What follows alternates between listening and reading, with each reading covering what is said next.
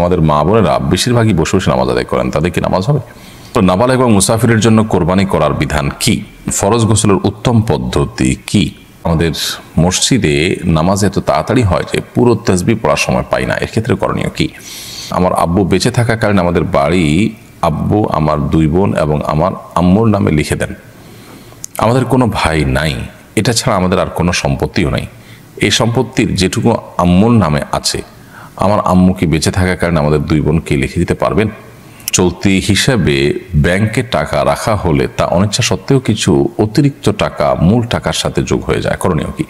সেটা আমার সন্তান সবসময় অসুস্থ থাকে, মা হিসাবে সন্তানের সুস্থতার জন্য কি কি আমল করতে পারি? চলুন তাহলে আর কথা না বাড়ি আমরা প্রশ্ন উত্তরে চলে যাই সরাসরি।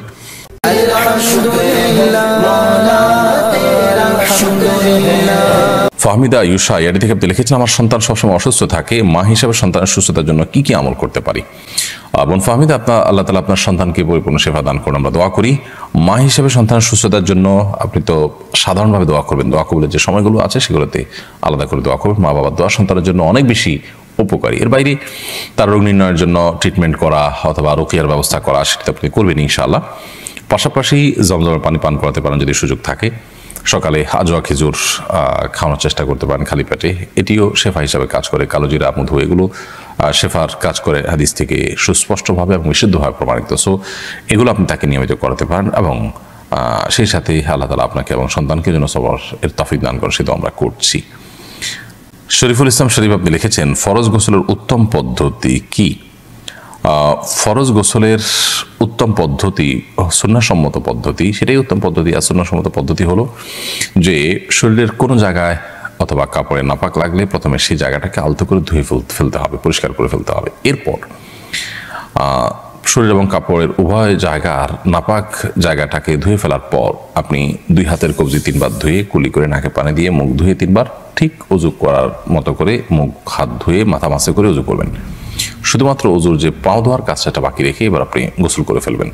গোসল করে আপনি ওয়াশরুম থেকে বের হয়ে আসার সময় পাও টাকনো পর্যন্ত ধুয়ে বের হয়ে যাবেন। তাহলে সেক্ষেত্রে এটি হলো সুন্নাহসম্মত গোসল, অর্থাৎ ওযু এবং গোসল একসাথে হয়ে গেল এই নিয়মে। আর এই নিয়মের ব্যত্যয় করে যদি আপনি ফরজ গোসল করেন তাহলে সেক্ষেত্রে গোসল হয়ে যাবে, কিন্তু সুন্নাহসম্মত না হওয়ার কারণে গোসলটা কারণে আপনি আলাদা সওয়াব পাবেন না, সুন্নাহ আদায় করার সওয়াব পাবেন না। আর ফরজ গোসলের ক্ষেত্রে মনে রাখতে হবে যে 3 বার কুলি করা এবং গড়গড়া করে কুলি করা, যদি রোজাদার না হন। রোজাদার হলে সেক্ষেত্রে গড়গড়া করবেন না, রোজাদার না হলে গড়গড়া করে কুলি করবেন এবং নাকে পানি দিবেন, যতটুকু সম্ভব নাকে পানি দিয়ে নাক ঝাড়বেন। তো এই কাজগুলো করে আপনি গোসল সম্পন্ন করবেন। বিলকিস বানু লিখেছেন, চলতি হিসাবে ব্যাংকে টাকা রাখা হলে তা অনিচ্ছা সত্ত্বেও কিছু অতিরিক্ত টাকা মূল টাকার সাথে যোগ হয়ে যায়, করণীয় কি?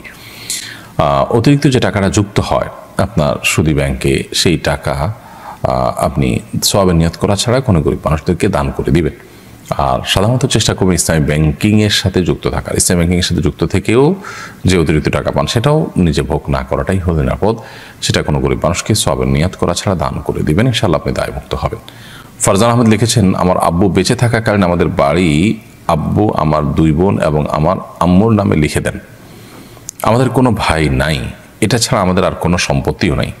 এই সম্পত্তির যেটুকু আম্মুর নামে আছে, আমার আম্মু কি বেঁচে থাকার কারণে আমাদের 2 বোনকে লিখে দিতে পারবেন? সন্তানদেরকে বাবা মা তো ডোনেশন বা গিফট করতেই পারেন, সেই জায়গা থেকে আপনার আব্বা দিয়েছেন, আপনার আম্মু যদি এখন লিখে দিতে চান লিখে দিতে পারেন।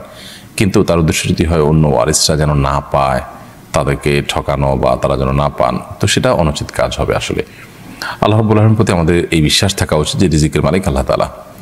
আমরা আমাদের কোনো সম্পদ কোনো ওয়ারিস পেতে পারে না আমার মৃত্যুর পর, শরীয়ত যেহেতু তার ভাগ রেখেছে সেটা যেন না পায়, সেই জন্য আমি এভাবে করে দিলাম, এমনটি করা অনুচিত।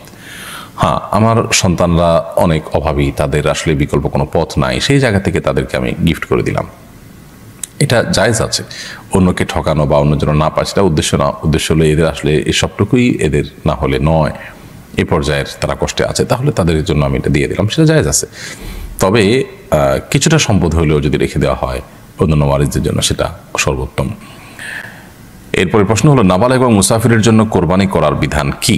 নাবালেগ বা প্রাপ্তবয়স্ক ব্যক্তির উপরে কোরবানি আবশ্যক হয় না, ঠিক একইভাবে মুসাফির ব্যক্তির জন্য কোরবানি প্রযোজ্য হয় না। সফররত অবস্থায় তারপরে কোরবানি প্রযোজ্য নয়। দরিদ্র ব্যক্তির কোরবানির বিধান কি?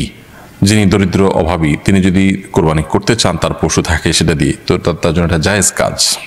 এবং ফোকাহ হানাফের মতে তিনি যদি কোনো পশু ঠিক করে ফেলেন এটা কোরবানি করবেন, তাহলে তার জন্য আবশ্যক হয় কোরবানি করে ফেলা। এমনিতে তার উপরে কোরবানি ওয়াজিব নয়। তারপরে কোরবানি যেহেতু ওয়াজিব নয়, অতএব তার পশু থাকলেই তিনি কোরবানি করতে হবে, বা সামান্য কিছু টাকা আছে এটা দিয়েই তাকে কোরবানি করতে হবে, এটা জরুরি না। ধরুন তার কাছে 10-15 হাজার টাকা আছে, এটা দিয়ে চাইলে একটা কোরবানি করতে পারেন তিনি, কিন্তু এছাড়া তার কাছে আর কোনো টাকা নেই। যেহেতু শরীয়তের বিধান অনুযায়ী তার উপর কোরবানি প্রযোজ্য হয় না, আবশ্যক হয় না, সো এই টাকা থাকলেই যে তিনি কোরবানি করতে হবে এটা নেসেসারি নয়, বরং এটা তার একান্ত ইচ্ছার উপর নির্ভর করে, তিনি চাইলে করতে পারেন, কিন্তু শরীয়ত তাকে নির্দেশ করে না। খাসিকৃত পশু দ্বারা কোরবানি করা যাবে কিনা? অবশ্যই খাসিকৃত পশু এটাকে দিয়ে আমরা কোরবানি করতে পারি। এটা দিয়ে কোরবানি করলে কোনো প্রকার গুনাহ হবে না এবং নাজায়েজ কোনো কাজ হবে না। আলী আহমেদ লস্কর লিখেছেন, আমাদের মা বোনেরা বেশিরভাগই বসে বসে নামাজ আদায় করেন, তাদের কি নামাজ হবে? মা বোনরা কতটা বসে বসে নামাজ আদায় করেন আমি জানি না, তবে অনেক পুরুষদেরকে দেখি যে আমরা চেয়ারে বসে তারা নামাজ আদায় করেন। একান্ত আপনার সেরকম শরিয়াত আপনার অ্যালাউ করতে পারে সে পরিমাণ মাজুর হওয়া ছাড়াও, তো মা বোন হোক আর পুরুষ হোক, যে কেউ হোক, সুস্থ সবল থাকা অবস্থায়ও তিনি যদি বসে বসে ফরজ নামাজ আদায় করেন তার নামাজ হবে না। আর যদি নফল নামাজ পড়েন বসে বসে তাহলে নামাজ হয়ে যাবে, সওয়াব কম হবে। আর যদি অসুস্থতার কারণে বসে পড়েন তাহলে সেক্ষেত্রে সওয়াব কম হবে না, নামাজও হয়ে যাবে ইনশাআল্লাহ তাআলা। রাকিবুল ইসলাম আপনি লিখেছেন, ইন্ডিয়া থেকে বলছি, আমাদের মসজিদে নামাজ এত তাড়াতাড়ি হয় যে পুরো তাসবিহ পড়ার সময় পাই না, এর ক্ষেত্রে করণীয় কি?